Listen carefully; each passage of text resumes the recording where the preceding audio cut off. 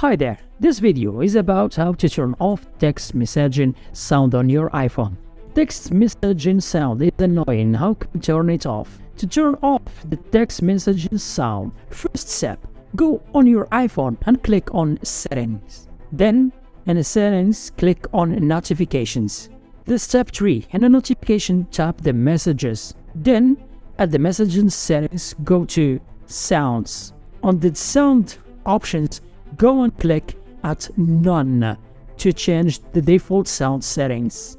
Once you have set it to None, you will no longer hear the text messaging on your iPhone. Part 2. How to turn off WhatsApp text messaging sounds.